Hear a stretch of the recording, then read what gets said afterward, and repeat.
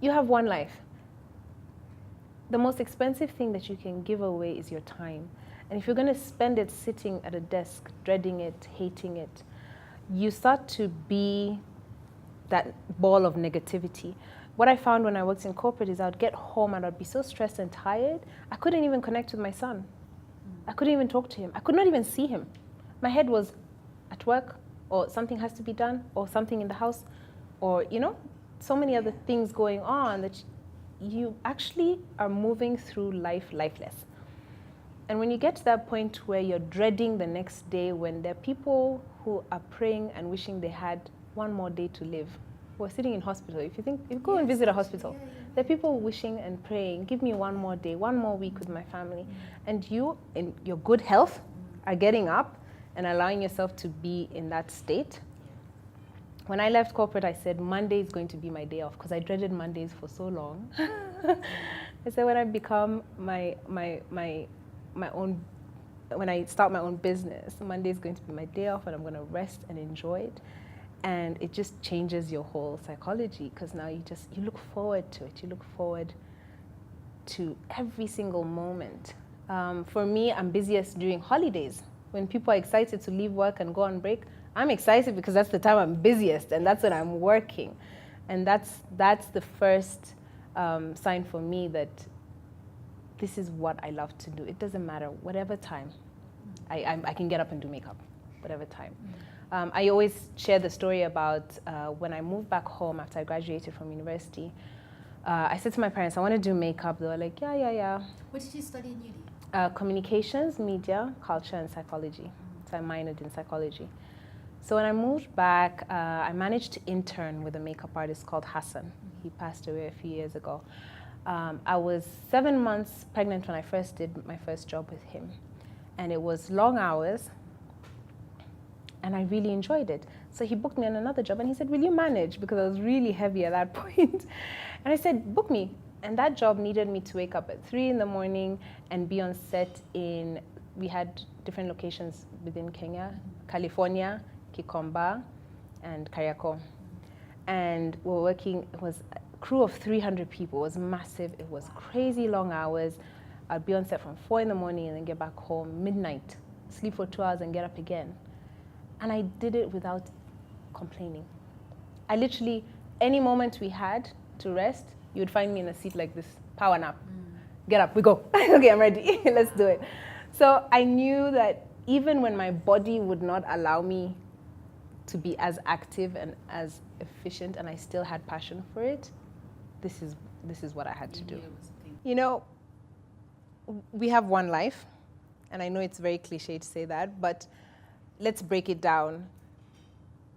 First of all, understand that you are in control of your life. You can decide for yourself what you want to do with it.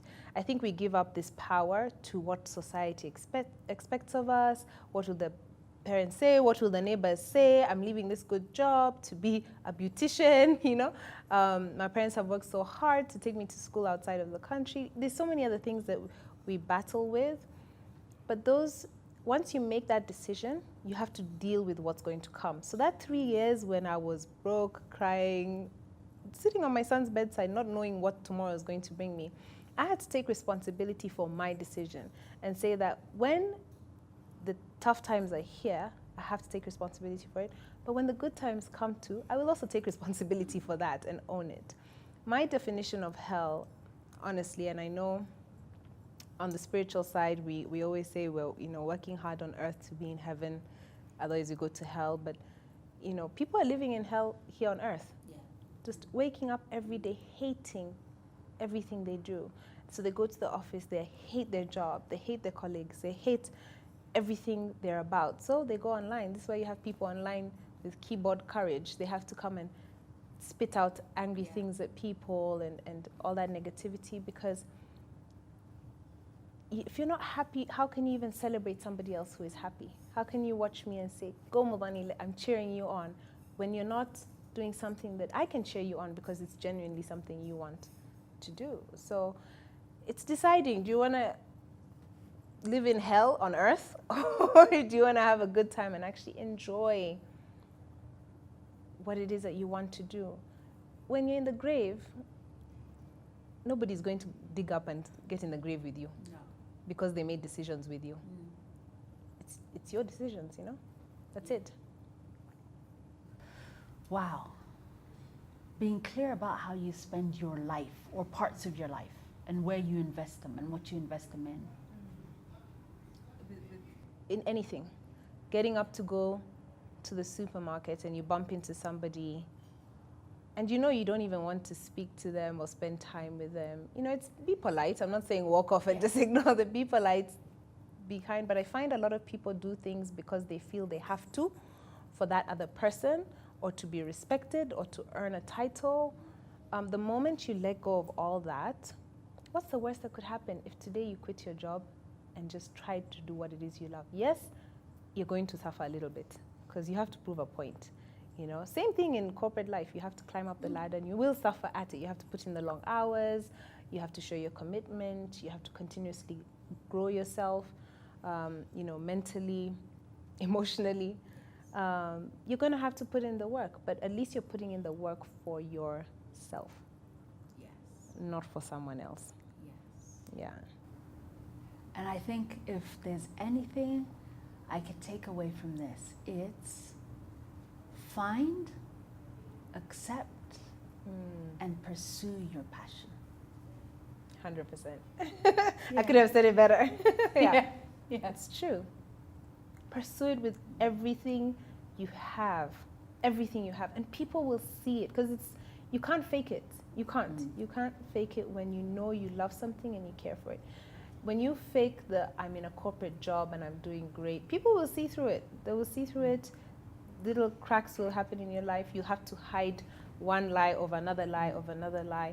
I want to live a life that is authentic, is honest, is happy, is authentic about even my sad days. But just to know that I can be grateful and own every moment that I've had alive and not regret it. That's the lesson I'm teaching my son. That's what I want him to take from. And I have to live by example for him to see it, to believe in it, and to own it. We don't know. We're not promised tomorrow. No, we're not. We're not promised we're tomorrow. But if it doesn't happen, I'm happy. I've done things that have brought me tears of joy, have been so fulfilling on so many levels.